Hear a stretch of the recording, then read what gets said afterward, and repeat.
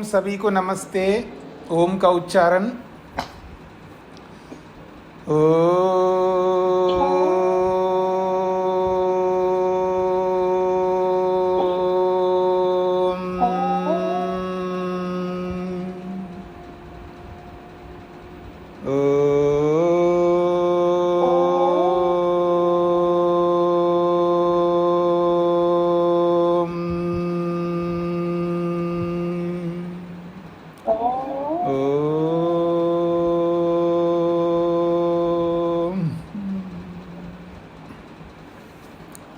न्याय दर्शन के 116वीं कक्षा है।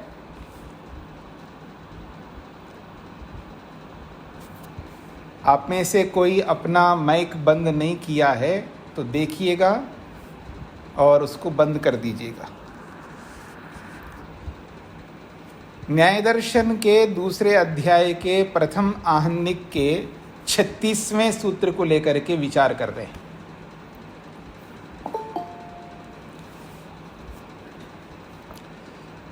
प्रश्न चल रहा है अवयवी और अवयव का। प्रत्यक्ष के संदर्भ में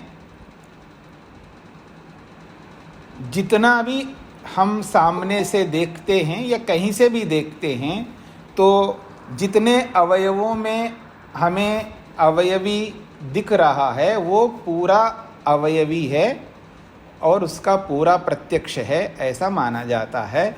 तो उसको अवयवी अवयवी शब्द से अनेक बार बोला गया। तो प्रश्नकर्ता ने कहा है तो जिसको आप अवयवी कह रहे हो वो अवयवी को तो आपने सिद्ध किया नहीं है, उसको सिद्ध करो। साध्य होने से पहले उसको आपको सिद्ध करना होगा। ये प्रसंग चला। तो प्रश्नकर्ता के इस प्रश्न का समाधान करते हुए 35वें सूत्र में कहा है यदि आप अवयवी को नहीं मानोगे तो सबका ग्रहण नहीं हो पाएगा जो कि हम करते हैं। और सब में उन्होंने स्पष्ट किया है द्रव्य, गुण, कर्म, सामान्य, विशेष और समवाय, इन सबको हम प्रत्यक्ष अनुभव करते हैं। द्रव्य को अनुभव करते हैं, गुण को अनुभव करते हैं और कर्म को भी अनुभव करते हैं, सामान्य को, विशेष को और समवाय 6 के 6 पदार्थों को साक्षात प्रत्यक्ष करते हैं। तो इन सब का ग्रहण नहीं हो पाएगा यदि आप अवयवी को नहीं मानोगे, ऐसा कहकर के समाधान किया। 36वें सूत्र में कहा जा रहा है यदि आप अवयवी को नहीं मानोगे तो धारण और आकर्षण भी नहीं हो पाएंगे। ये चर्चा हो रही है। तो कहा जा रहा है जो धारण होता है, आकर्षण होता है, ये संग्रह के होने पर ही होता है। और संग्रह किसे कहते हैं? संयोग को कहते हैं, सहचरित को कहते हैं। सब अवयव एक साथ रह के संयुक्त हो जाए तब जा कर के वो सब मिलकर के संयुक्त होकर के जब वो एक बन जाता है। हाँ, समझने का प्रयत्न करना।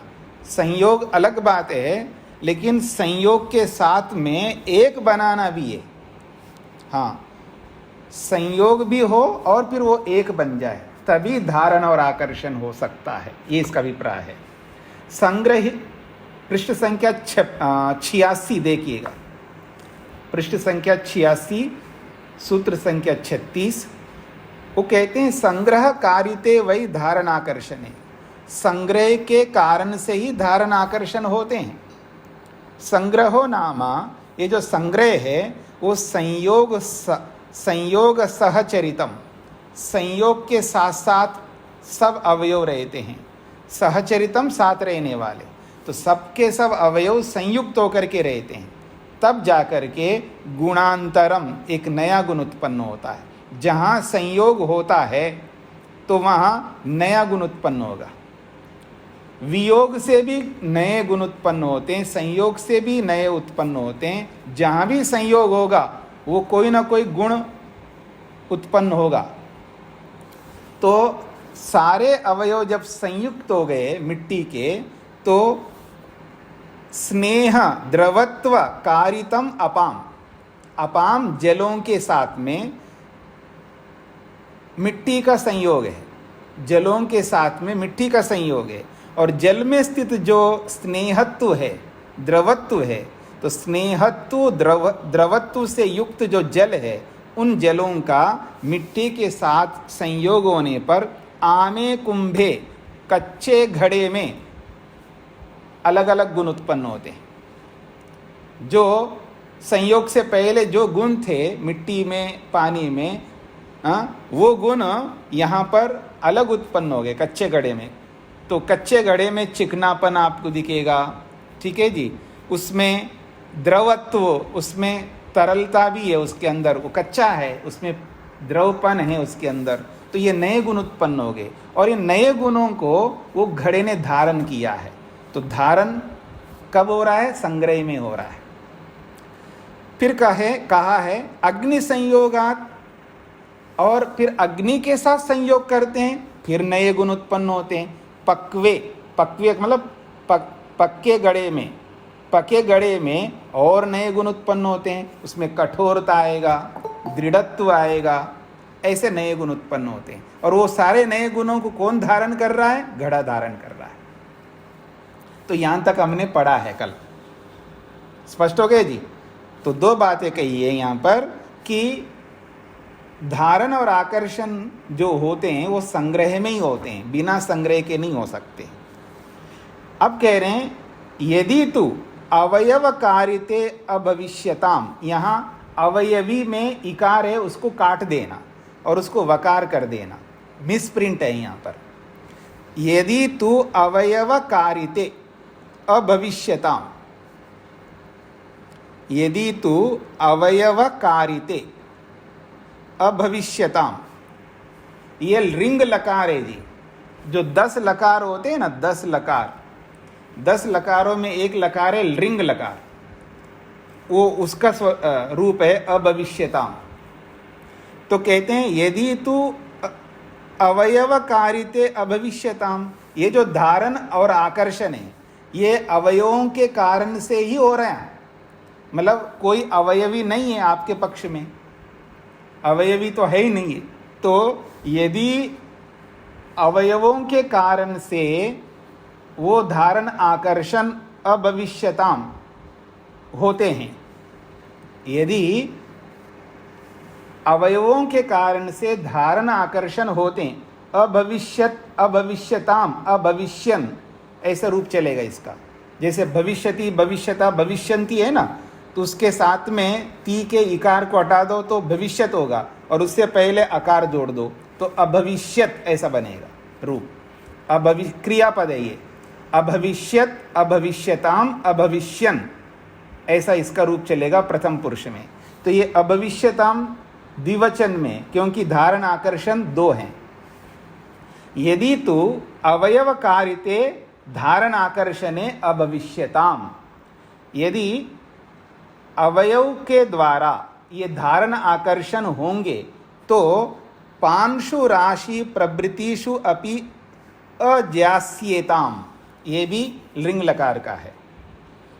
यदि अवयवों के कारण से धारण आकर्षण हो रहे हैं, आप कहते हो घड़ा एक नहीं है, वो सब केवल अवयवों का पुंज है, कोई अवयवी पैदा नहीं हुआ, अगर ऐसा आप कहते हो तो अवयवों के कारण से ये जो घड़े को हम धारण करते हैं, उठाते हैं, और उस घड़े के अंदर ये स्नेहत्व आदि जो नए नए गुण पैदा हो गए उनको धारण किया उसने, और जब उसको हम पकड़ कर उठाते हैं तो ये जो आकर्षण करते हैं तो पूरा का पूरा घड़ा आ रहा है।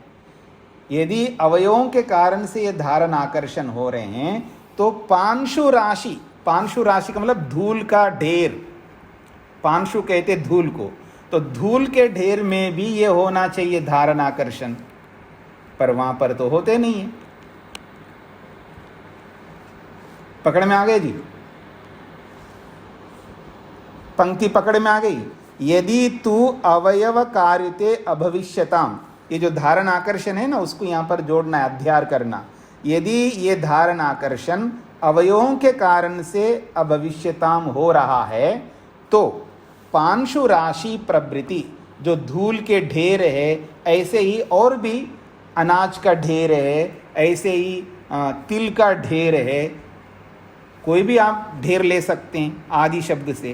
तो पांशु राशि प्रवृत्ति, प्रवृत्ति का मतलब है आदि, तो धूल का जो ढेर है उसमें भी होना चाहिए धारण और आकर्षण, पर उसमें तो होता नहीं है क्योंकि वो अवयवी नहीं है, ऐसा हम कहना चाह रहे हैं। द्रव्यांतर अनुत्पत्तौ च, द्रव्यांतर अनुत्पत्तौ, द्रव्यांतर की उत्पत्ति तो हुई नहीं है। त्रिन उपल काष्ठादिषु जतु संग्रहीतेषु अपि न अभविष्यताम्। द्रव्यांतर की उत्पत्ति आपने माना नहीं है, अर्थात अवयवी को माना नहीं है, तो तिनका जो है, तिनके को पकड़ करके हम खींचते हैं तो आ जाता है। उपल जो है, आप जो उपले बोलते हैं ना, उपल दो प्रकार के, कंकर होता है ना, कंकर, छोटे छोटे कंकर है, उसको भी उपल कहते हैं, अथवा जो गोबर का जो बनाते हैं आप, उसको उपल कहते हैं। उसको पकड़ करके खींचो तो पूरा का पूरा उपला जो है वो पूरा खींचता हुआ चला आएगा। कंकर को पकड़ करके खींचो तो पूरा आ जाएगा। हाँ, काष्ठ लकड़ी को पकड़ करके खींचो तो आ जाएगा। और जेतु संग्रहीतेषु, मतलब जेतु का मतलब है जेतु के द्वारा जो मणियाँ बनाते हैं, ये जो सुनार लोग जो है जेतु डाल करके उसमें मणियों को जोड़ते हैं, तो उस मणि को पकड़ करके खींचो तो सारी मणियाँ खींची हुई चली आ रही होती है। तो इन सब में ये धारण आकर्षण नहीं होना चाहिए। यदि आप धागा, हाँ जी, जतु का क्या है? जेतु, अब अल्पना जी बताया ना जेतु किसको कहते हैं? लाख धागा। हाँ, लाख ये जो अच्छा, ठीक है। जो सुवर्ण के आभूषण बनाते तो उसमें सुवर्ण को जोड़ने के लिए लाख लगाते हैं ना, लाक्षाग्री समझा अपने महाभारत में? वो जो लाक्षाग्री है, लाक्ष जो है वो ये जेतु ही होता है।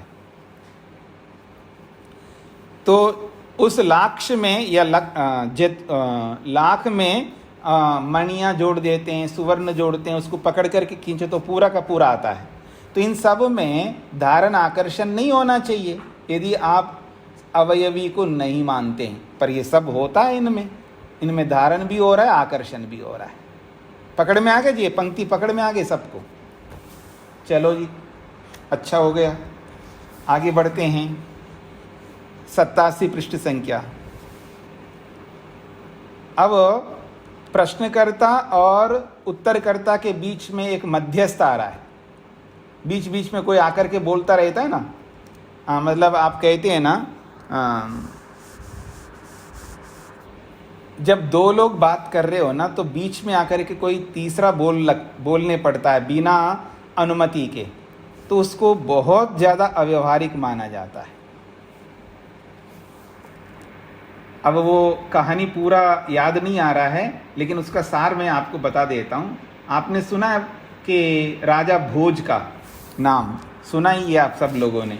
राजा भोज, राजा तो राजा थे, और राजा तो उसकी पत्नी भी होगी रानी अपनी सहेली से बात कर रही थी, और राजा भोज जो है अपने आप को राजा मान करके टपक गए वहाँ पर दोनों के बीच में। तो रानी ने ऐसा डांट लगाई है, वो श्लोक याद नहीं आ रहा मेरे को, याद आते तो मैं बता दूंगा जरूर कभी। तो उसने कहा, दो लोगों के बीच में अगर आते हो तो उसको मूर्ख कहते हैं, ऐसा कुछ उसने बोला है रानी ने। तो राजा भोज को तो बस उसका तो सारा पाँव के नीचे से धरती फिसल, क्या बोलते आप लोग, जो भी बोलते होंगे, आप सबको याद समझ में आ गया होगा। तो मतलब बहुत शर्मिंदा हो गए वो। तो कहने का मतलब है, दो के बीच में दो बोल रहे हैं, बातचीत कर रहे हैं, तो तीसरा बिना अनुमति के नहीं बोल सकते, अत्यंत अशिष्ट माना जाता है, असभ्य माना जाता है उसको। तो इसलिए अपनी वाणी पर सबको क्या होना चाहिए? कंट्रोल होना चाहिए, संयम होना चाहिए। ठीक है? तो अब असंयमी आदमी आ गए जी बीच में। अथा अवयवीनम प्रत्याचक्षानको मां भूत प्रत्यक्ष लोपः। अब ये तीसरा व्यक्ति आया। वो कहता है अथ अवयवीनम प्रत्याचक्षानक, कहते हैं अवयवी का खंडन करने वाले जो पूर्व पक्षी है, हाँ, उसको कहने के लिए दूसरा कहता है मध्यस्थ, माबूत प्रत्यक्ष लोपा, कोई बात नहीं, प्रत्यक्ष का लोप मत करो, यानी प्रत्यक्ष का जो आप खंडन कर रहे हो मत करो खंडन, अवयवी को भी मत मानो और प्रत्यक्ष का खंडन भी मत करो। क्या करो? इति अनुसंचयम दर्शन विषयम प्रतिजानानः। वो कहता अनुसंचयम दर्शन विषयम, अणु का मतलब परमाणु, संचय का मतलब है इकट्ठा समुदाय, परमाणुओं का जो पुंज है, झुंड है, उसी को दर्शन का विषय मान लेते हैं हम लोग, अर्थात अवयवी की जरूरत नहीं है। जब सारे परमाणु इकट्ठे हो जाते हैं, हाँ, अवयवों का पुंज का मतलब है एक झुंड, मतलब सब इकट्ठा हो जाना, सबका एकत्रीकरण। पुंज संचय का मतलब है संचयीकरण, तो सारे परमाणुओं को संचय कर दो, इकट्ठा करो, एकत्रित करो, तो वही दर्शन विषय, वही देखने का विषय बन जाएगा। इति ऐसा प्रतिजानाना, ऐसा वो जानता हुआ, ऐसा मानता हुआ, ऐसा मान लो, ये कहना चाहते।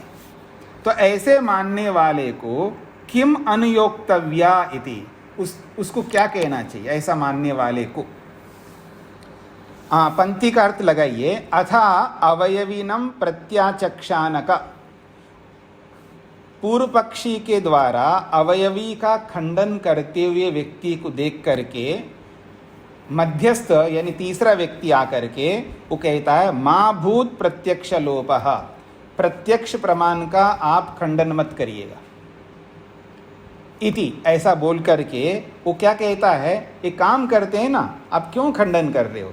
अनुसंचयम दर्शन विषयम प्रति जानाना, ये जो अणुओं का समुदाय है इसी को दर्शन का विषय मानना चाहिए, इसी को दर्शन का विषय मान लो कि अणुओं का समुदाय ही दिखाई देता है, ऐसा मान लेना आप। ऐसा तीसरा आदमी आकर के बोल रहा है, तो ऐसे उस तीसरे आदमी को किम अनुयोक्तव्या, उसको हमें क्या कहना चाहिए? ऐसे कहने वाले उस तीसरे व्यक्ति को, यानी बीच में आए हुए व्यक्ति को किम अनुयोक्तव्या, हम सिद्धांती को क्या कहना चाहिए ऐसे बोलने वाले को? लो ऐसा उसने बोल दिया कि समुदाय को ही दर्शन का विषय बना लेते हैं, बात समाप्त हो जाएगा, क्यों खंडन आप कर रहे हो? ऐसा आकर के वो बोलता है। तो ऐसे बोलने वाले को सिद्धांती क्या कहे उसको? तो किम अनुयोक्तव्य का मतलब है ऐसे उस आदमी को सिद्धांती के द्वारा क्या कहना चाहिए। पकड़ में आ गए जी ये बात? अब सिद्धांती कहेगा, हे मध्यस्थ तुम ये बात बताइए, किमिदम द्रव्यम इति एक बुद्धे विषयम पर्यनियोज्यः। पर्यनियोज्य का मतलब है उसको ये कहना चाहिए सिद्धांती के द्वारा, क्या? किमिदम द्रव्यम, तुम द्रव्य किसको मानते हो? जो कि एक बुद्धे विषय, वो एक ही बुद्धि का, एक ही ज्ञान का विषय बन रहा है। जब हम देखते हैं आंखों से किसी द्रव्य को, हाँ ये एक आदमी खड़ा है, यहाँ एक वृक्ष है, यहाँ एक मकान है, यहाँ एक झोपड़ी है, यहाँ एक पुस्तक है, तो ये जो द्रव्य जो हम देखते हैं किसी भी द्रव्य को, वहाँ पर एक बुद्धि, एक ही प्रकार का ज्ञान हो रहा है, ये एक है ऐसा ज्ञान हो रहा है। हो रहा है नहीं हो रहा है? वो एक ज्ञान जो हो रहा है, हाँ, उसके बारे में तुम क्या मानते हो? वो क्या चीज़ है वो एक ज्ञान जो हो रहा है एक द्रव्य के रूप में? तो वो एक द्रव्य क्या चीज़ है इसको बताइए आप। इति ऐसा पर्यनुयोज्या, उस मध्यस्थ व्यक्ति को कहना चाहिए हमें, भाई तुमको जो एक दिख रहा है वो एक बुद्धि जो हो रही है वो क्या चीज़ है, इसका समाधान करो। किम एक बुद्धि अभिन्नार्थ विषया इति, ये जो एक बुद्धि हमको हो रही है, यानी एक बुद्धि का मतलब ज्ञान है ना, तो एक द्रव्य है ऐसा जो ज्ञान हो रहा है वो अभिन्नार्थ विषय वाला है। अर्थात एक वस्तु है इसलिए एक वस्तु के रूप में दिखाई दे रहा है। अहोस्वित अथवा भिन्नार्थ विषय इति, वो अनेक है लेकिन हमको एक के रूप में दिख रहा है। क्या मानते हो आप? ऐसा उस मध्यस्थ से सिद्धांती ने प्रश्न किया। पकड़ में आया जी प्रश्न सबको? प्रश्नकर्ता खंडन कर रहे थे अवयवी का सिद्धांती से, तो बीच में आ टपका तीसरा और वो आकर के कहता है कोई बात नहीं, प्रत्यक्ष का हम खंडन नहीं करते हैं, उस समुदाय को ही दर्शन का विषय मान लेते हैं, अर्थात समुदाय ही दिखता है, उसके लिए अवयवी को मानने की जरूरत नहीं है। तो सिद्धांती उससे ये पूछता है ये जो आपको एक द्रव्य दिख रहा है आंखों से, उसको आप क्या मानते हो? क्या एक बुद्धि जो आपको हो रही है अर्थात एक द्रव्य का ज्ञान हो रहा है वो अभिन्न अर्थ विषय वाला है? अभिन्न समझते हैं ना, भिन्न का मतलब अलग अलग और अभिन्न का मतलब एक। क्या वो जो आप वृक्ष को देख रहे हो एक के रूप में दिख रहा है? एक होता हुआ एक के रूप में दिख रहा है? अहोस्वित अथवा भिन्नार्थ विषय वो अलग अलग है फिर भी आपको एक के रूप में दिख रहा है? उत्तर दो इसका। ये उससे पूछा है मध्यस्थ से। अभिन्नार्थ विषया इति चेत, अगर वो कहता है वो अभिन्न है ऐसा माने अर्थात वो एक है ऐसा अगर वो माने, अर्थांतर अनुज्ञानात् अवयवी सिद्धि, तुमने अर्थांतर तो स्वीकार कर लिया अर्थात अनेक से अलग एक को स्वीकार कर लिया आपने, तो फिर अवयवी की सिद्धि हो जाएगी।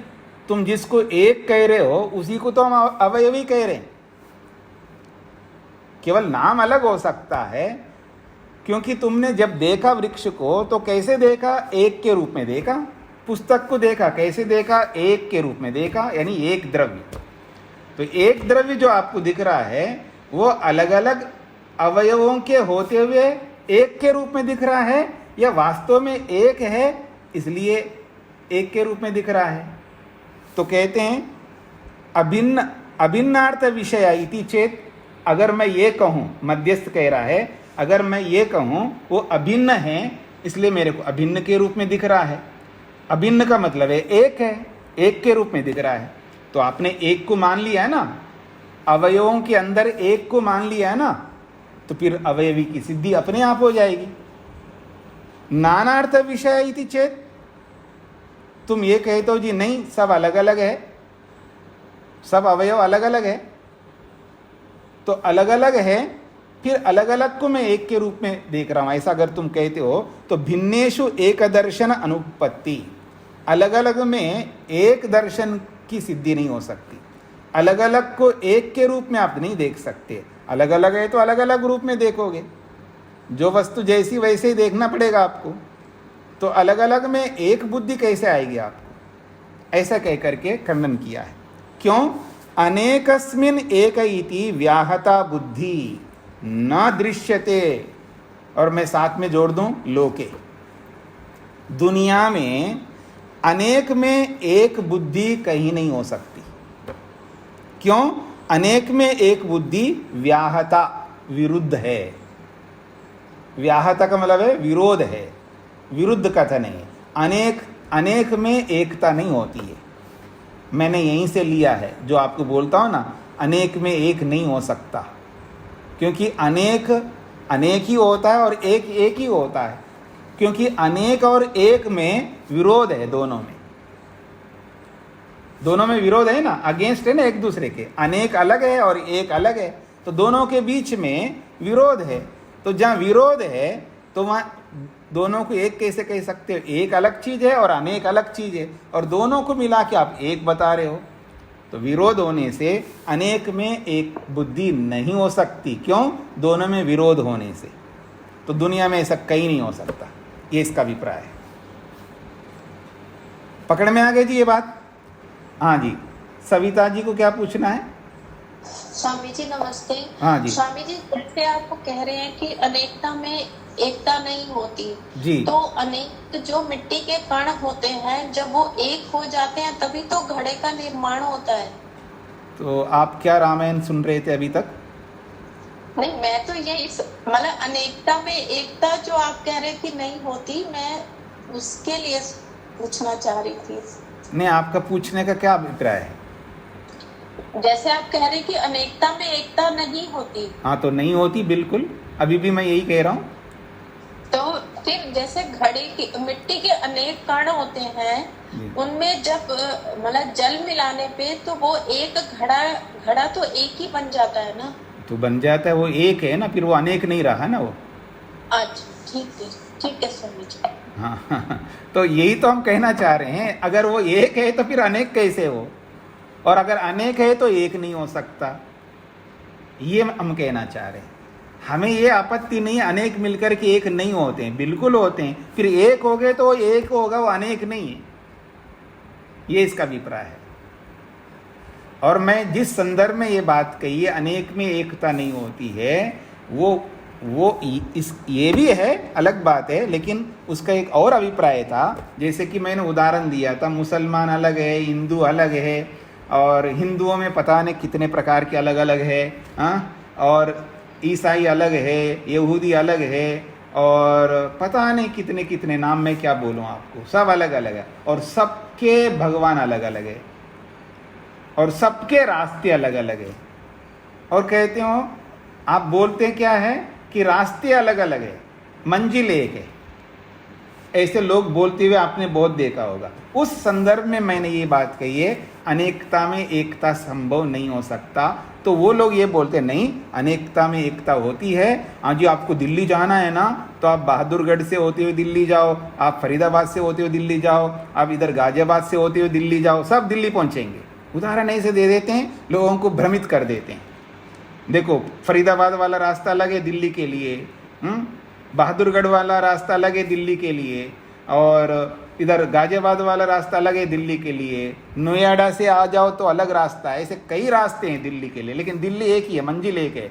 तो रास्ते अलग अलग होते हैं, मंजिल एक होता है। इसलिए कोई बात नहीं है, आप कोई धर्म मान लो जी, रास्ते अलग अलग होते हैं, मंजिल तो एक, ऐसे कह करके लोगों को भ्रमित कर देते लोग। तो हम कहते हैं, भले आदमी, ये उदाहरण जो दिया है गलत उदाहरण दिया है। दिल्ली के लिए रास्ते अलग अलग हो सकते हैं, हमें कोई आपत्ति नहीं। आपने 4-5 बताए, कोई बुद्धिमान आकर के 50 रास्ते और बता देगा दिल्ली पहुंचने के लिए, हमें कोई आपत्ति नहीं है, क्योंकि मंजिल एक ही है, दिल्ली पहुंचना है सबको। लेकिन ऐसा नहीं है, तुम्हारा रास्ता अलग है और तुम्हारा मंजिल भी अलग है। मुसलमान का जो मंजिल अलग है और उसका रास्ता भी अलग है, ईसाई का मंजिल अलग है, उसका रास्ता भी अलग है, ब्रह्म कुमारी का मंजिल भी अलग है और उनका रास्ता भी अलग है, राधा स्वामी वालों का मंजिल भी अलग है और रास्ता भी अलग है। सबके रास्ते अलग अलग है, मंजिल भी अलग अलग है। और वैदिक धर्मी जिसको आप कहते हैं, आर्य समाजी, उसका भी रास्ता अलग है, उसका मंजिल बिल्कुल ही अलग है, वो सबसे निराला है वो। तो ये सबके अलग अलग रास्ते हैं और मंजिल भी अलग अलग है। तो उस संदर्भ में मैंने कहा, एकता अनेकता में एक। अब ये अनेक लोग एक नहीं हो सकते, लड़ते रहेंगे ये लोग। और एक होने के लिए क्या करना पड़ेगा? एक मंजिल बना लो सब लोग, और रास्ता भी एक बना लो, तो फिर कोई समस्या नहीं होगी। इसलिए वेद कहता है, एक ही रास्ता है, न अन्यः पंथा विद्यते अयनाय। मंजिल तक पहुंचने के लिए और कुछ नहीं, एक ही रास्ता है। एक ही रास्ता है, 2, 3, 4 है ही नहीं। वेद का ये सिद्धांत है।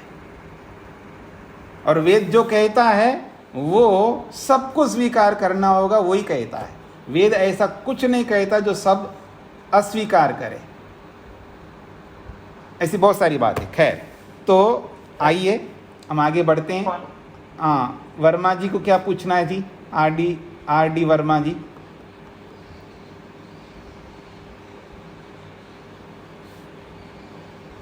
नहीं बोल रहे। मधु जी को क्या पूछना है? स्वामी जी नमस्ते। जी। ये बात आप स्पष्ट करेंगे या न्याय दर्शन स्पष्ट करेगा? मंजिल भी अलग है और लक्ष्य भी अलग है, तो ये और स्पष्टीकरण चाहिए। और क्या चाहिए जी? इतना स्पष्ट बता दिए मैंने। बोर्ड का कहना तो ये है कि ईश्वर को ही प्राप्त करना है, ये मैं समझ रही हूँ। कि उनका लक्ष्य ईश्वर प्राप्ति, ईश्वर को ही नहीं पता, जानते वो तो प्राप्त, लेकिन इसको थोड़ा सा स्पष्ट कैसे किया जाए? वो नहीं जानते, आप कह रहे हैं, वो बिल्कुल अच्छी तरह जानते हैं। हमारा भगवान जो है 7वें आसमान में, 4थे आसमान में, हमारा भगवान परम धाम में, हमारे भगवान वैकुंठ में है, हमारा भगवान कैलाश में है, हमारा भगवान फलाने जगह है, सब जानते हैं। क्यों नहीं जानते वो लोग? और रास्ते भी उनके निश्चित है, ऐसे कर लो, ऐसे जो भी वो करते हैं, जो भी मानते हैं, उनका रास्ता भी उनको पता है और उनका मंजिल भी पता है। अब आप कह सकते हो वो गलत कह रहे हैं, तो वो आपको गलत कहेंगे, वो एक अलग बात हो गई। अब और क्या स्पष्ट करूं जी, इतना स्पष्ट हो गया। इसी को कर रही थी कि आपने अभी कहा ना जो बात थी, वो तो ठीक मानते हैं, लेकिन हमें पता है कि वो रास्ता ठीक नहीं है, तो इसको कैसे, मतलब ये न्याय दर्शन हमें समझा देगा इस बात? इतना समझा दी, अभी तक न्याय दर्शन ही तो समझा है अभी तक न्याय दर्शन ही तो समझा है ना। हम सामने वाले को कैसे इस बात को रखिए, ये कहने का अभिप्राय है। सामने वाले को रखने के लिए नहीं, ऐसा नहीं होता है। जब कोई व्यक्ति बुद्धिपूर्वक कोई बात रखेगा तो हर बुद्धिमान उसको सुनता है, समझता है। और ना माने अलग बात है, समझता जरूर है। आप में से भी कई लोग बोलते बात तो आप ठीक कह रहे हो, लेकिन मैं तो करूँगा नहीं। आप ही खुद बोलते हो। मैं कहता हूँ आप वानप्रस्थ ले लो जी, आपका तो सब कर्तव्य पूरा हो गए, बात तो सही कह रहे हो, लेकिन मैं तो नहीं निकल सकता। अब क्या कहूँ मैं आपको ठीक है ना? तो मानना अलग चीज़ है, करना अलग चीज़ है। सत्य बोलना चाहिए तो आप मानोगे कि हाँ जी सत्य बोलना चाहिए, लेकिन मैं बोल नहीं सकता। व्यायाम करना चाहिए, हाँ करना चाहिए, लेकिन मैं नहीं कर सकता। ऐसी कितनी बातें होंगी जो हम लोग जानते हुए समझते हुए भी नहीं करते हैं। इसका ये मतलब नहीं होता है कि उनको मनवाना जरूरी है। मान लिया, समझ लिया, बहुत है। अब वो करे ना करे, वो स्वतंत्र है। हाँ जी मधु जी। जी धन्यवाद जी, संतुष्टि हो गई। हाँ जी, मतलब जरूरी नहीं है ना किसी का हाथ पकड़ करके हम करवाएं, क्योंकि भगवान भी ऐसा नहीं करवा सकता, तो हम कौन होते हैं? हम लोग तो बहू से करवाना चाहते हैं, सास से करवाना चाहते हैं, बेटे से करवाना चाहते हैं। देखिए, छोटे बच्चों से करवाते हैं, वो तो सभी लोग करवाते हैं, उसकी बात नहीं हो रही है। मैं तो बड़े बच्चों से बोल रहा हूँ। तो जो बड़े बच्चे हैं, माता पिता, सास बहू, गुरु शिष्य, जितने भी ये बड़े लोग हैं, हम सब क्या करते हैं? हम दूसरों से ज़बरदस्ती करवाना चाहते हैं। पत्नी पति से करवाना चाहती है और पति पत्नी से करवाना चाहते हैं। हम ये जो ज़बरदस्ती करते हैं, क्योंकि अधिकार मानते हैं आप लोग का मतलब जो ऐसा करने वाले हैं वो अधिकार मानते हैं। आप अधिकार मान करके इसलिए आप ज़बरदस्ती करवाना चाहते हैं। आप ये समझ नहीं पा रहे होते हैं, सब स्वतंत्र हैं, आप करवा नहीं सकते, केवल बता सकते आप, बस। वो तो नहीं मान रहा है, बताते रहो ना, क्या दिक्कत है? आपको कोई पैसा थोड़ा लग रहा है बताने में। और जब तक वो नहीं करेगा तब तक बता देना। फिर भी नहीं करेगा, ऐसा नहीं होता है। ठोकर खा करके इस जन्म में नहीं तो कभी अगले जन्म में मान लेगा, लेकिन मानेगा जरूर कभी ना कभी। और जब तक वो नहीं मानेगा तब तक बताना हमारा कर्तव्य है, उसको रोकना, उसको कुछ भी गलत बोलना ये हमारे अधिकार में नहीं है। या वो नहीं करता है तो गुस्सा करना हमारे अधिकार में नहीं है, उससे ईर्ष्या करना हमारे अधिकार में नहीं है। वो नहीं करता है तो नहीं करेगा। हम अपने दिमाग को खराब नहीं कर सकते, अपने आप को खो नहीं सकते, अपना आपा नहीं खो सकते, अपने आप को सम रखना है। और वो नहीं करता है तो कोई बात नहीं। जैसे हम कौन से दूध के धुले हुए जो हम लोग सब करते हैं और सामने वाले नहीं करता, हम भी तो वैसे ही है, कोई कम कोई ज़्यादा। अंतर इतना है, जो आप करते हो उसको पकड़ के रखते हो और सामने वाला उसको नहीं करता, क्योंकि जो आप करते हो उस काम को, जिस काम को आप करते हो पति नहीं करता है, तो आपको बड़ा दुख होता है, कष्ट होता है। उसको कुछ मानते ही नहीं आप। देखो, ये हवन नहीं करता, ये संध्या नहीं करता, ये स्वाध्याय नहीं करता, ये शास्त्र नहीं पढ़ता, तो ये बिल्कुल है, उसके अंदर दोष है पति में। पत्नी ये सब करती है। तो एक बात बताइए, पत्नी जो और नहीं करती है वो पति बताएगा ना जो और चीज़ों में जो पत्नी नहीं करती वो पति बताएगा, और जो पति नहीं करता वो पत्नी बताएंगे। ऐसे हम एक दूसरे के ढेरों दोष गिना सकते हैं। तो कमियां तो सबके अंदर है, काहे को परेशान होना है जी। मानते तो ठीक है, नहीं मानते तो कोई बात नहीं है, बताते रहो। बस बताने का काम है हमारा, ना गुस्सा करना है, ना परेशान होना, ना टेंशन लेना है, कुछ नहीं करना, मस्त रहने का है। संसार तो यही है, खुश रहने के लिए हम आए, सुख पाने के लिए आए, दुख पाने के लिए नहीं आए।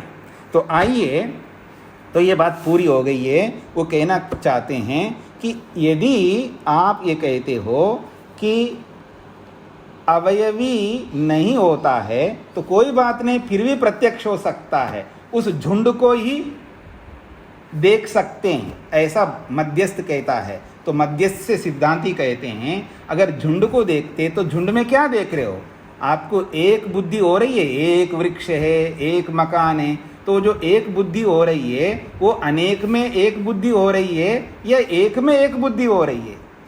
वो कहते हैं एक में एक बुद्धि हो रही है, तो फिर आपने एक मान लिया, अवयवी मान लिया। अनेक को मिला के एक बोल दिया तो वो जो एक बोल रहे हो वही अवयवी है हमारी दृष्टि से। जिसको आप एक कह रहे हो वो एक को, एक का नाम ही तो अवयवी है।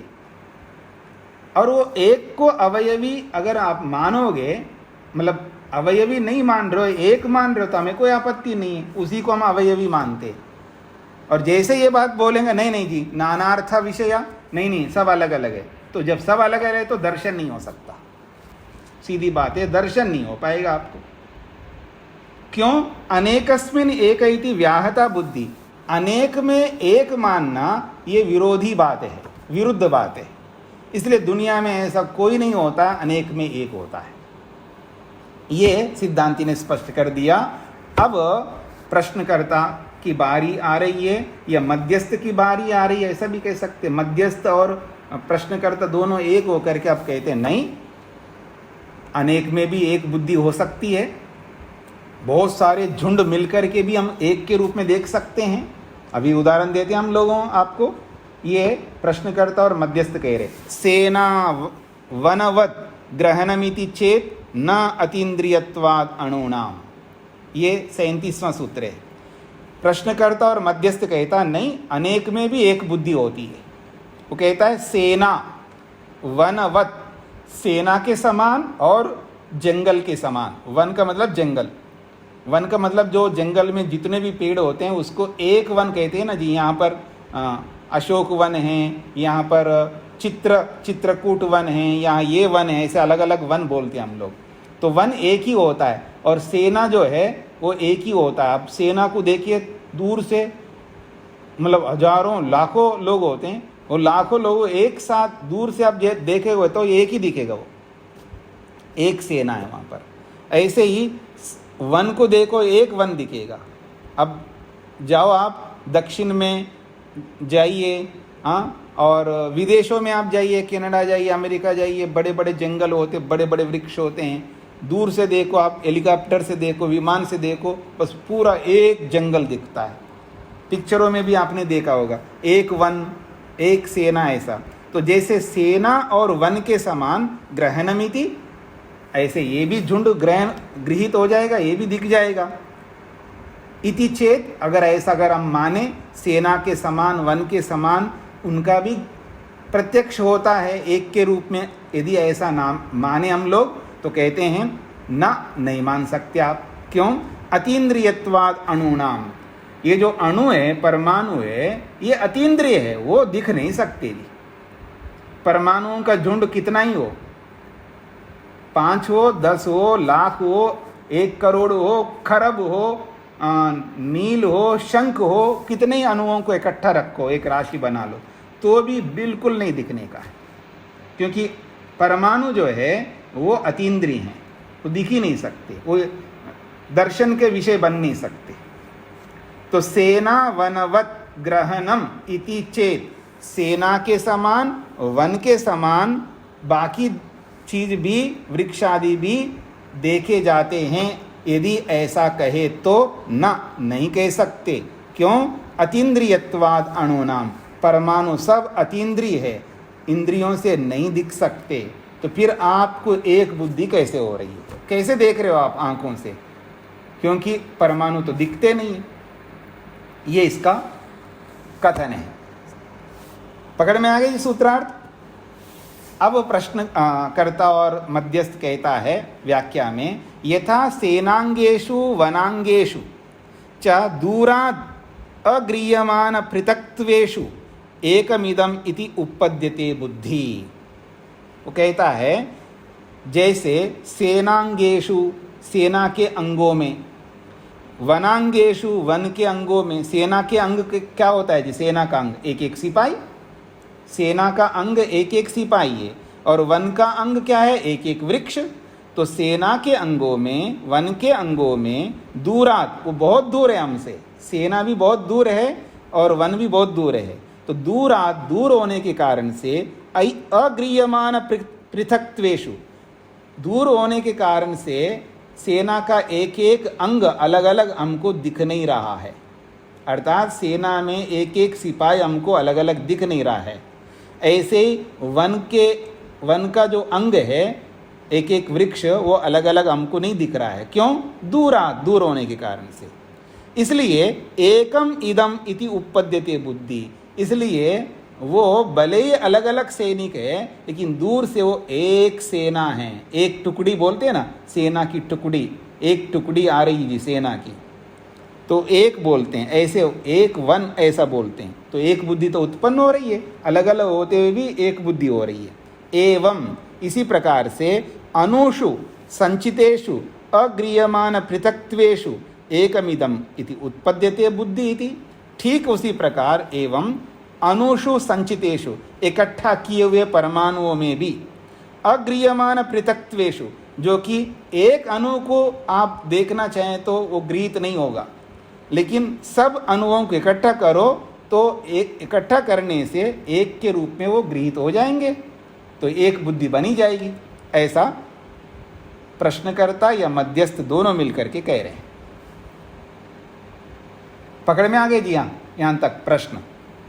यथा गृह्यमान पृथक्त्वानां सेनावनांगानां आरात् कारणांतरता पृथक्त्वस्य ग्रहणं यथा गृह्यमान जातीनां पलाश इति वा खदिर इति वा न आरात् जाति ग्रहणं भवति।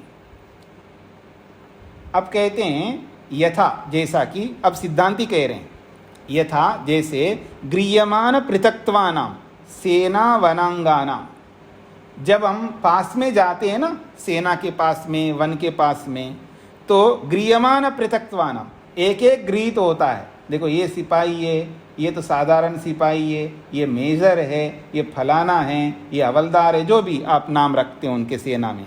तो गृह्यमान पृथक्त्वानां, पृथक अलग अलग सब गृहीत होते हैं, पास में जाएंगे। कौन? सेना वनांगानां, सेना के अंग हो या वन के अंग हो। पर आरात कारणांतरता पृथक्त्वस्य अग्रहणम, आरात का मतलब दूर से, कारणांतरता दूसरे कारण से। आरात दूर से, पृथक्त्वस्य अग्रहणम, उनके अलग अलग अंग दिखाई नहीं देते। क्यों? कारणांतरता, क्योंकि दूसरा कारण हो गया दूर रूपी कारणांतरतः आरात, दूसरे कारण जो दूर वाला कारण है। कारणांतरतः का मतलब भिन्न कारण। भिन्न कारण क्या है जी? आरात अर्थात दूर। ये जो भिन्न कारण आ गया दूर वाला, तो दूर वाले कारण से सेना के अंग, वन के अंग का पृथक्त्वस्य अग्रहणम, उनके अलग अलग पृथक रूप में ग्रहण नहीं होता है।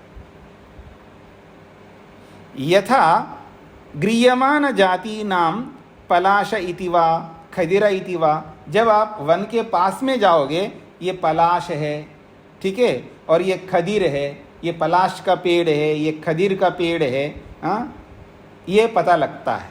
पर न आरात जाति ग्रहणम भवति, आरात दूर से जाति का पता नहीं लगता। ये पलाश है, ये खदिर है, ऐसे इन वृक्षों के जाति है ना, ये पलाश है, ये खदिर है, और ये चमेली है, और ये सागवान है, ये फलान है, उनकी जातियों का पता नहीं लगता हमको दूर से। लेकिन पास में जाओगे तो सब जातियों का पता लगता है। ठीक है जी।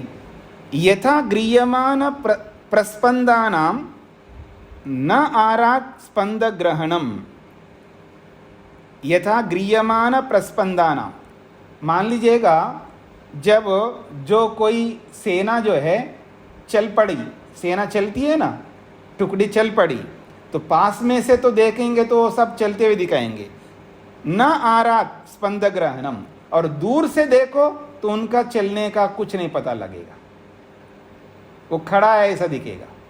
पकड़ में आ रहा है जी। तो गृह्यमान प्रस्पंदाना, जब हम पास में जाकर के देखें सेना की टुकड़ी को, तो वो जब चल रहे होते तो सब लोग चलते हुए दिखाई देंगे, पर आरात न स्पंद ग्रहणम, दूर के कारण से उनका चलना दिखता नहीं है। पकड़ में आ रहे जी यहां तक। अब कह रहे हैं गृह्यमाने च अर्थ जाते पृथक पृथक्त्वस्य अग्रहणात् एकमिति भाक्ता प्रत्ययो भवति। अब कहते हैं गृह्यमाने च अर्थ जाते, ये जो कोई भी वृक्ष दिख रहा है हमको, मनुष्य दिख रहा है, तो गृह्यमाने च अर्थ जाते, जो भी अर्थ या जो भी अर्थ समूह हमको गृहीत हो रहा है, हम देख रहे हैं उसको, और पृथक्त्वस्य अग्रहणात्, पृथक होने के, पृथक्त्व का ग्रहण नहीं हो रहा है, अर्थात यूं कहिएगा बहुत सारे मनुष्यों का समुदाय है दूर खड़ा है, या सेना है दूर खड़ा है, तो गृहीत तो हो रहा है, सेना की टुकड़ी तो हम देख रहे हैं उसको, लेकिन पृथक्त्वस्य अग्रहणम, उनका अलग अलग एक एक अंग गृहीत नहीं हो रहा है। तो जब सेना की टुकड़ी को तो देख रहे हैं आंखों से, लेकिन उनका एक एक अंग गृहीत नहीं हो रहा है, इसलिए हमको गौण रूप से एक के रूप में ज्ञान होता है, एक टुकड़ी है, ये एक वन है, ऐसा। पकड़ में आ रहा है जी जो कहना चाह रहे हैं यहां पर। पंक्ति को देखिएगा, गृह्यमाने च अर्थ जाते, वन रूपी अर्थ जात को, यानी वन रूपी अर्थ को देखते हम लोग, या सेना रूपी टुकड़ी को हम देखते हैं, दूर से देख लिया है, और पृथक्त्वस्य अग्रहणात्, और उनका एक एक अंग देख नहीं पाते हैं, तब जाकर के हम दूर से ये बोलते हैं एकमिति, ये एक सेना की टुकड़ी खड़ी है, ये एक वन है, ऐसा बोलते हैं। तो ये जो एकत्व का जो प्रयोग करते हैं हम लोग, ये भाक्ता प्रत्यय भवति, ये गौण प्रयोग है। भाक्ता का मतलब गौण, और प्रत्यय का मतलब ज्ञान, ये गौण ज्ञान है। सेना के टुकड़ी को एक सेना और वन को एक वन, ऐसा जो हम बोल रहे हैं, ये गौण प्रयोग है, मुख्य प्रयोग नहीं है। ये सब बातें सिद्धांति की हो रही है जी। परंतु न तो अणूनाम अगृह्यमान पृथक्त्वानां कारणतः पृथक्त्व अग्रहणात् भाक्ता एक प्रत्ययो अतीन्द्रियत्वात् अणूनाम, पर ये परमाणुओं में संभव नहीं है। सेना में संभव है, वन में संभव है, और भी कोई चीज ले आओ उसमें भी संभव है हमको। अनाज का ढेर है, दूर से देखो वो एक के रूप में दिखता है, पास में जाएंगे तो एक एक अलग अलग दाना आपको अलग दिखेगा। परंतु अणुनाम, जो परमाणु हैं, वो परमाणुओं का अगृह्यमान पृथक्त्वानाम, जो कि उनका एक एक अणु हमको कभी भी दिखाई नहीं देगा। कारणतः पृथक्त्व अग्रहणात्, उसका कारण है, कारण से ही, कारण क्या है जो उनका अतीन्द्रियत्व, भाई आंखों से दिखाई ना देना ही कारण है उनको। तो कारणतः पृथक्त्व अग्रहणात्, अतीन्द्रिय होने से, उनका पृथक पृथक एक ग्रहण ना होने से, भाक्तः एक प्रत्यय, उसमें गौण प्रयोग एक है ऐसा कभी नहीं हो सकता। क्यों? अतीन्द्रियत्वाद अणुनाम, अणुओं के अतीन्द्रिय होने से। हाँ जी, पकड़ में आया आप लोगों को पंक्ति? हाँ जी, तेज नारायण जी। जी स्वामी, शब्दों का बहुत जाल है, खोपड़ी हिला दी गति। हाँ जी, हाँ जी। मतलब ऐसा है कि जब हम सेना की एक टुकड़ी को देखते हैं, वन को देखते हैं, अब जब हम देखते हैं तो दूर से भी देखते हैं, पास में से भी देखते हैं। जब दूर से देखते हैं तो एक टुकड़ी सेना की वहाँ पर है, ऐसे वहाँ एक वन है ऐसा हम बोलते हैं, तो उसमें जो एकत्व आ रहा है, एकत्व बुद्धि बन रही है, ये एकत्व बुद्धि जो बन रही है गौण प्रयोग हमारा, वो वास्तव में एक नहीं है, लेकिन हम ये गौण रूप से उनको एक बोल रहे हैं, क्योंकि हम सबको पता है, क्योंकि दूर से उनका एक एक सैनिक हमको दिख नहीं रहा है, उस वन के एक एक पेड़ हमको नहीं दिख रहा है, इसलिए हम उन सबको मिला करके एक वन एक सेना की टुकड़ी ऐसा बोलते हैं। तो उनको जो अनेकों को एक जो बोलते हैं हम लोग, वो गौण प्रयोग है। जैसे हम बोलते हैं ना, ये ब्राह्मण समुदाय है, एक ब्राह्मण समुदाय है, एक वैश्य समुदाय है, और एक क्षत्रिय समुदाय है, और एक साधु समुदाय है। तो ये जो एक एक बोल रहे हैं हम लोग, ये एक गौण प्रयोग है, ये मुख्य प्रयोग नहीं, ये गौण प्रयोग है, क्योंकि एक है ही नहीं है, अनेक को एक बोल रहे हैं, ये व्यवहार के लिए गौण रूप से प्रयोग करते हैं। पर ये गौण प्रयोग अणुओं में भी नहीं कर सकते, आप ये कहना चाह रहे हैं। क्यों नहीं कर सकते? इसलिए नहीं कर सकते क्योंकि जब ब्राह्मणों का समुदाय को एक बोल रहे हैं, तो पास में जाकर के देखें तो एक एक ब्राह्मण अलग अलग आपको दिखेगा, एक एक क्षत्रिय अलग अलग दिखेगा, ऐसे एक एक सैनिक अलग अलग दिखेगा, एक एक वृक्ष अलग अलग दिखेगा। पर परमाणुओं में ऐसा नहीं है ना, परमाणु इकट्ठे रहे तो भी नहीं दिखेंगे और अलग अलग रहे तो भी नहीं दिखेंगे। क्यों? अतीन्द्रिय हो, आंखों से दिख ही नहीं सकते। अब आते मिट्टी पर, और मिट्टी जो एक एक मिट्टी का कण हमको दिखता है जो बोल रहे, वो वास्तव में एक नहीं है, वो भी अवयवी है। हाँ, याद रखना, वो जो मिट्टी के कण हैं, मिट्टी का कण ले लो, आटा का कण ले लो, सूजी का कण ले लो, वो एक एक जो कण है वो दिख इसलिए रहा है, वो अवयवी है। हाँ, याद रखना, उस एक में भी अनेक अवयव है। उसको तोड़ो फिर भी दिखेगा, फिर उसको तोड़ो फिर भी दिखेगा, उसको तोड़ते जाओ तोड़ते जाओ तोड़ते जाओ। ये जो तोड़ इसलिए रहे हैं क्योंकि वो एक एक है, अवयवी है, सारे अवयवी है। ये जिनको हम देख रहे हैं ये सब अवयव है, अवयवी। अब इन तोड़ते तोड़ते तोड़ते अंत में जाइए परमाणुओं में। अब परमाणु दिखते नहीं है, परमाणु दिखते नहीं है। क्यों? वो अतीन्द्रिय है। फिर उन सारे परमाणुओं को मिलकर के जब एक करते हैं, एक अवयवी बन जाता है, तब दिखने लगता है। फिर उन अवयवियों को फिर मिलाते हैं, फिर एक नई अवयवी बनती है, फिर उनको मिलाते हैं, फिर एक नई अवयवी बनती है। ऐसे बनते बनते मिट्टी का एक कण हो गया, ऐसे बनते बनते आटा का एक कण हो गया। आटा के एक कण के पीछे कई अवयवी हैं, उनको तोड़ते जाओ तोड़ते जाओ तोड़ते जाओ, अंत में जाकर के एक परमाणु बचेगा। ऐसा तो ये सबके साथ लागू करिएगा। अब बोलो, अब पकड़ में आ रहा है सबको? तो ये कहना चाह रहे हैं, जो आपको अणुओं का झुंड दिखता है, तो अणुओं का झुंड तो दिख नहीं सकता। क्यों? वो अतीन्द्रिय है। फिर भी आपको जो दिख रहा है वो क्या दिख रहा है? उसी को तो हम अवयवी कहते हैं। ये इसका अभिप्राय है, ये समाधान है इसका। पकड़ में आ रहा है जी? अब वो कहते हैं इदमेव च परीक्षते। अब वो भी कोई साधारण नहीं है प्रश्नकर्ता और मध्यस्थ। वो कहता है जिसको आप अवयवी कह रहे हो, इस अवयवी की तो परीक्षा कर रहे हैं हम लोग, ये अवयवी है या नहीं है। और जिसकी परीक्षा हम कर रहे हैं ना, उसको आप उदाहरण के रूप में नहीं दे सकते। बड़ा वो भी चालाक है प्रश्नकर्ता और मध्यस्थ, वो कोई कम नहीं है। कहते इदम एव च परीक्षते, इसी की तो हम परीक्षा कर रहे हैं। जिसको आप अवयवी कह रहे हो, वो वास्तव में अवयवी है या परमाणु का झुंड है, अभी तो परीक्षा कर रहे हैं हम लोग। और जिसकी परीक्षा हो रही है, आप उसको उदाहरण दे रहे हो। ये सिद्धांति को टोक रहा है वो। इदमेव च परीक्षते, इसी की तो हम परीक्षा कर रहे हैं अवयवी का, और अवयवी का परीक्षा कर रहे हैं और अवयवी का उदाहरण दे रहे हो आप।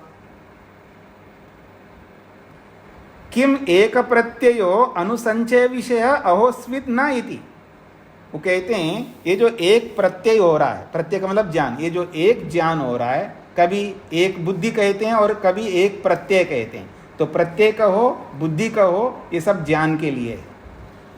तो किम एक प्रत्यय, ये जो एक ज्ञान हो रहा है, ये जो एक बुद्धि हो रही है, क्या अनुसंचय विषय ये परमाणुओं का संचय मात्र है, समुदाय मात्र है? अहोस्वित ना, नहीं वो संचय नहीं है जी, वो अवयवी है। इसी का तो परीक्षा कर रहे हैं हम लोग। तो अनुसंचय एवं सेना वनांगानी, हमारा पक्ष है ये जो सेना की टुकड़ी आप देख रहे हो, ये जो वन के रूप में देख रहे हो, ये अनुसंचय ही है। सेना वनांगानी, सेना का जो एक सिपाही है या वन का जो एक वृक्ष है, जिसको आप एक वृक्ष कह रहे हो, वो भी परमाणुओं का संचय है। जिसको आप एक कह रहे हो, चाहे घड़ा को कह रहे हो, जिसको भी कहोगे, वो सब अणुओं का ही समुदाय है। हम तो अवयवी को मानते ही नहीं है, और तुम कहते हो अवयवी है। यही तो परीक्षा कर रहे हैं, वो अवयवी है या अणुओं का समुदाय है। मैं कहूँ ये मोबाइल है जी, एक मोबाइल है, तो एक अतिवादी आ गया हमारे बीच में, कोई होता है ज़्यादा अपनी बुद्धि को बड़ा मानता है, कहता है ये एक नहीं है, वास्तव में ये तो परमाणुओं का एक झुंड है, ऐसा बोल रहा है। हम कहते नहीं जी ये एक अवयवी है, तो वो कहता है ये परमाणु का झुंड है। जिसको आप अवयवी कह रहे हो उसको हम अवयव कह रहे हैं। तो अवयवी है या नहीं है, इसी की तो हम परीक्षा कर रहे हैं। अब इसको लेकर के आप उदाहरण कैसे दे सकते हो अवयवी का? अवयवी को सिद्ध करने के लिए अवयवी का उदाहरण नहीं दे सकते हो, ऐसा वो टोक रहा है सिद्धांती को। इदम एव च परीक्षते, इसी अवयवी की तो परीक्षा हम कर रहे हैं। किम एक प्रत्ययो अनुसंचय विषय, ये जो एक ज्ञान हो रहा है, एक बुद्धि हो रही है, ये अणुओं का समुदाय मात्र है। अहोस्वित अथवा ना, ये नहीं है, कोई अलग वस्तु बन गई है। अनुसंचय एवं सेना वनांगानी, हम तो ये मानते हैं सेना का जो एक अंग है, सिपाही है, वो सिपाही भी अणुओं का समुदाय है। वो जो वन का एक वृक्ष है वो भी अणुओं का समुदाय है। इसलिए कहते हैं अनुसंचय एवं सेना वनांगानी, सेना का और वन का जो एक एक अंग है वो भी अनुसंचयी है, वो भी अणुओं का झुंड है। उसको भी हम लोग एक नहीं मानते हैं, ये वो लोग कहना चाहते हैं। न च परीक्ष्यमानम उदाहरणम इति युक्तम साध्यत्वात् इति, पूर्व पक्षी कह रहा है न च परीक्ष्यमानम, जिसकी परीक्षा हो रही है उसी को उदाहरण के रूप में कहना युक्त नहीं है, उचित नहीं है। क्यों? साध्यत्वात्, साध्य होने से। ऐसा प्रश्नकर्ता ने घेर लिया जी सिद्धांती को। अब इसको अच्छी तरह पढ़ करके समझ करके आइएगा क्या कहना चाहते हैं। सेना वनवत ग्रहणमिति चेत न अतीन्द्रियत्वात्, सूत्र से लेकर के यहाँ तक नीचे तक इन सब बातों को पढ़ करके अच्छी तरह समझ करके प्रश्नकर्ता क्या कह रहा है, उत्तरकर्ता क्या कह रहा है, और ये जो जिसको अवयवी कह रहे हैं यही तो परीक्षणीय है, यही उदाहरण है, यही साध्य है, और यही उदाहरण आप नहीं कर सकते। अर्थात साध्य को ही उदाहरण नहीं बना सकते, कभी भी साध्य उदाहरण नहीं बनता, क्योंकि साध्य से अलग उदाहरण होगा। और जो अवयवी साध्य बन रहा है हम दोनों के बीच में, अब जब आप उदाहरण दोगे इससे भिन्न देना पड़ेगा आपको। ऐसा ये प्रश्नकर्ता ने सिद्धांती को घेर लिया। अब इसका उत्तर आगे चलेगा, तो इसको समझ के आइएगा। फिर हम लोग मिलते हैं सोमवार को, क्योंकि कल संयोग से रविवार को आपकी छुट्टी पड़ रही है। ओम शांति शांति शांति ही।